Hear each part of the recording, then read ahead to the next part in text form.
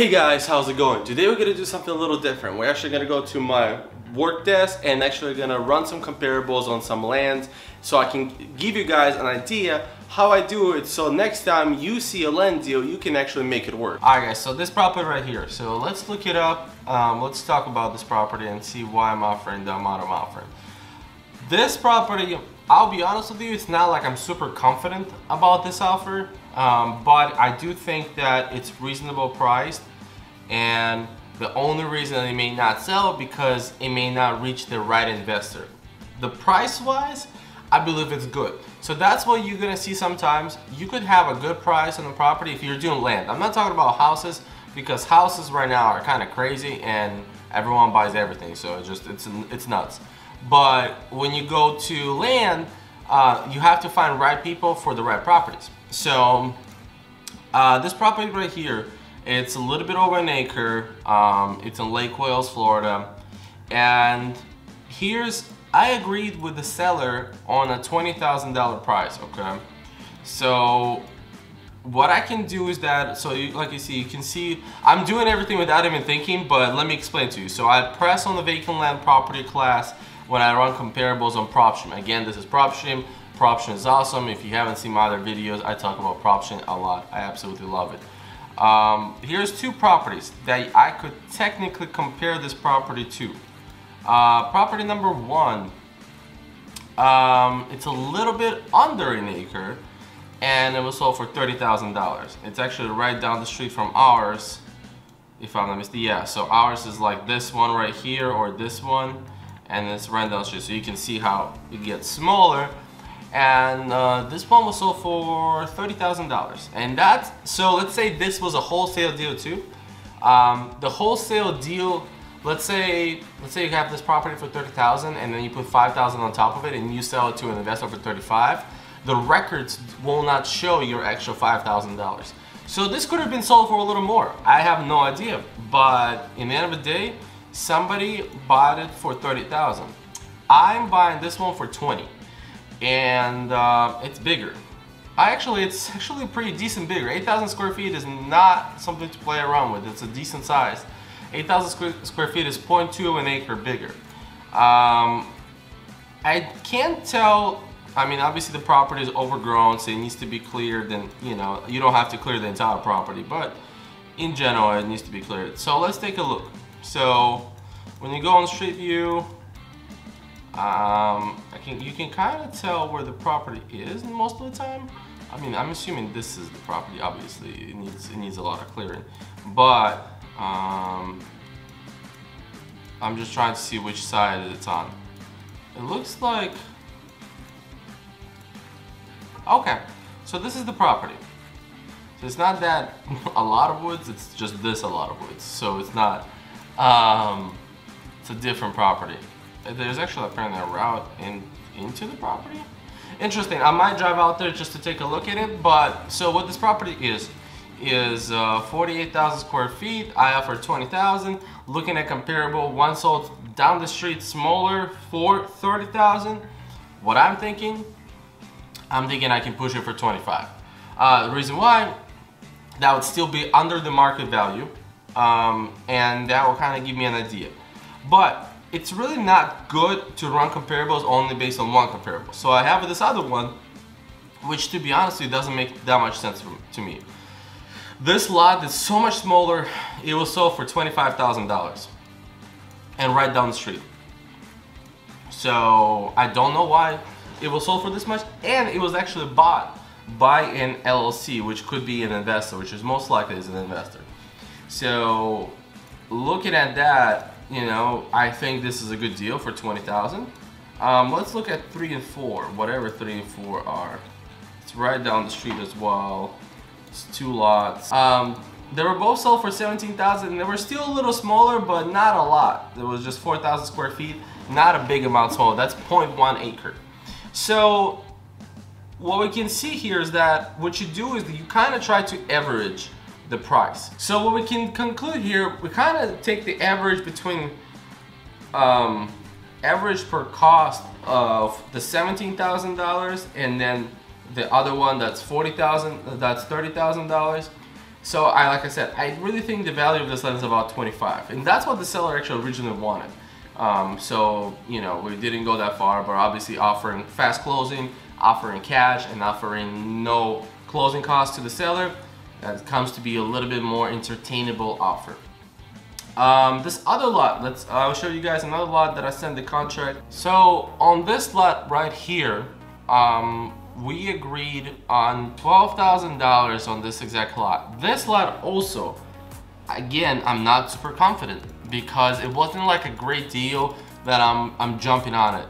And what I've experienced a lot of times, at least with land that I'm experiencing, is the price matters, but location matters even more. I feel, and absolutely that's the same thing for houses. Location matters a lot. But the reason why I think 12,000 will work, this land right here, like I said, I don't have too many comparables to feel super confident, but I have one that gives me an idea. A lot down the street was a corner lot. So this is the lot that was sold, and this is the lot that I'm trying to buy. So right down the street from me, it was sold for $17,500 in the beginning of 2009. Now being a couple years later, I think it should be worth probably about close to 20,000. So if I get it for 12 and I sell it for 17, great, that's awesome. I get my deal, I move on. So this property right here, I literally just got it on the contract a couple days ago. I got it on the contract for 18 and I sold it for 22 the same exact day. Literally no marketing was needed because I knew a guy that would be interested in this lot. I actually knew a couple people that were interested, and after, the crazy part is, after the 22 was accepted, I had people offering 23, 24, but you know, money is money, but you really should keep your business professional. And if you're really trying to establish a relationship with someone, you have to understand that, you know, it's not the right thing to do, especially if you already had this contract sent to someone and they already signed it. There are people that, you know, do the business kind of dirty, and there's a lot of people that do the business dirty. Let's get that straight.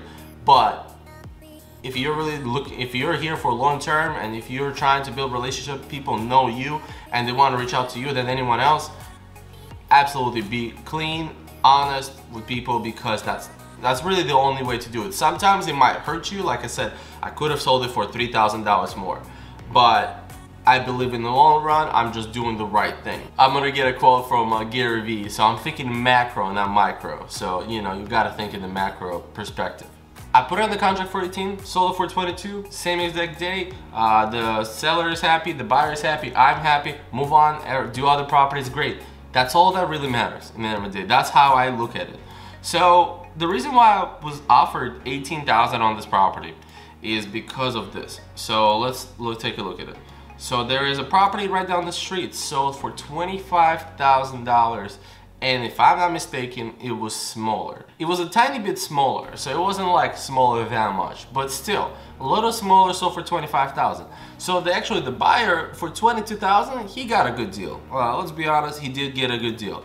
Then after, we have another property down the street, number 5, that sold for $17,500.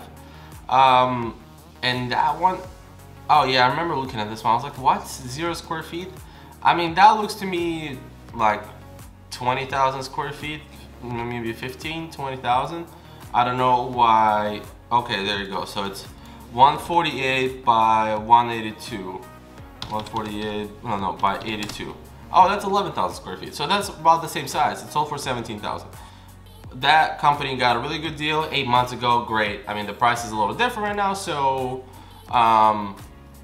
you know, so I mean, for 18,000 you got it. Let's say they might have bought it from a wholesaler. If someone wholesaler bought it for 75 and they wholesaled it for 22, 23, maybe 24, I don't know. Maybe that much how they pay for it. You never know, especially when there's an investor that bought the land. And there's this one, which I don't understand how the hell someone got it for 7.5. It's a really good price that somebody got it for. Yeah, it's a really good wholesale deal, probably 7,500. Awesome deal. But yeah, so everything else that kind of pointed me in the way that if I get it for 18, 22, I can make work. But what I was talking is, let's do a different type of comparable. Let's not only look at vacant land. Let's look at residential properties. Okay.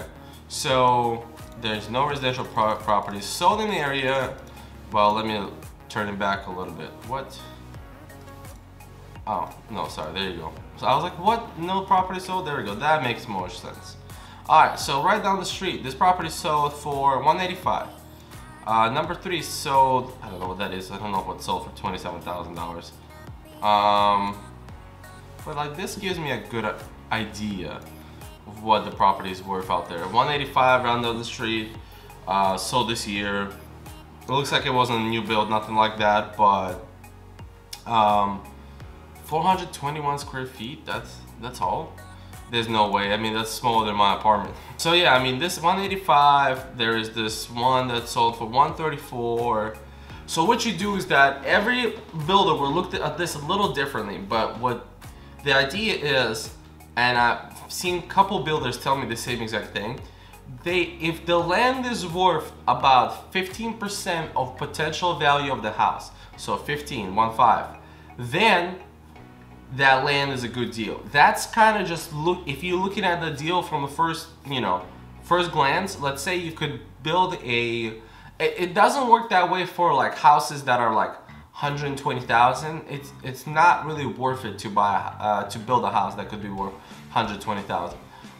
There are builders that do that. They do affordable housing. So, but in general, your idea of housing, let's say it's a $200,000 house, the max the builder, a good builder, when they look at it, they would say at $30,000, anything before $30,000 is a good deal, something they would consider. So when I looked at this, I think it's about 185 at 22,000. I thought it was a good deal. So, and that's exactly what the builder thought as well. Because 22,000 is actually, so let's say he builds a house that's $185,000, right? So that he paid almost 12% of what the house is going to be worth for the land. Obviously, he's going to have some extra costs, but that just kind of gives you an idea. Alright guys, I hope you enjoyed this episode, kind of show you how to run some comparables on land. I hope you enjoyed this video. Please leave a like, really appreciate it. Subscribe to the channel if you did enjoy it, and if it comes down to land, I'm your guy. Alright guys, I appreciate it.